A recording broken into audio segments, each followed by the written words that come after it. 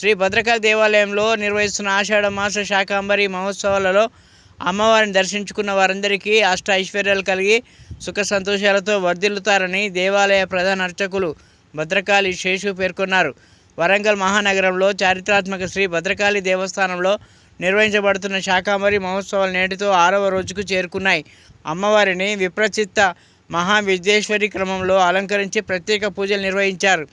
ఈ ఉత్సవాలకు జిల్లా నలుమూలల నుండి వేలాది భక్తులు పాల్గొని అమ్మవారికి మొక్కు సమర్పించి తమ భక్తిని చాటుకున్నారు.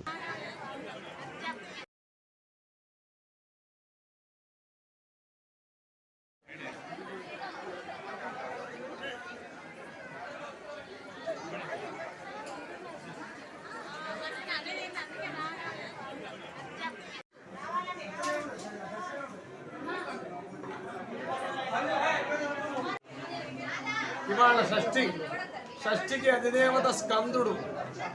అట్లాగే తిథిమండల దేవత యజనం విషయంలో ఈరోజు తిథికి అమ్మవారు కాళీక్రమాన్ని అనుసరించి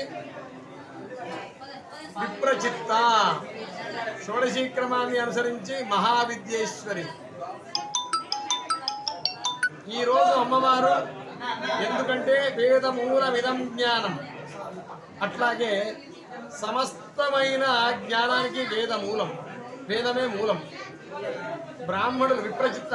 ఇవాళ అమ్మవారు బ్రాహ్మణుల యొక్క చిత్తమునందు ప్రవేశించి వేదాధ్యయనము జరిపి వేద విహితమైన కర్మలను బ్రాహ్మణులచే ఆచరింప చేయుట ద్వారా ఈ లోకమంతా క్రమంగా గతి తప్పకుండా క్షేమంగా ఉంటుంది. వేద విహితమైన కర్మలను ఆచరింపజేయడం ద్వారా లోక కళ్యాణం జరుగుతుంది. కాబట్టి ఈరోజు అమ్మవారిని విప్రచిత్త అన్నారు. అట్లాగే మహావిద్యేశ్వరి షోడశీ క్రమాన్ని అనుసరించి సమస్తమైన అవిద్యను తొలగిస్తుంది. ఆ జగన్మాత మహావిద్యేశ్వరి అంధకారం తొలగిపోతుంది, జ్ఞాన ప్రాప్తి జరుగుతుంది. ఎందుకంటే జ్ఞానాదేవత కైవల్యం కదా.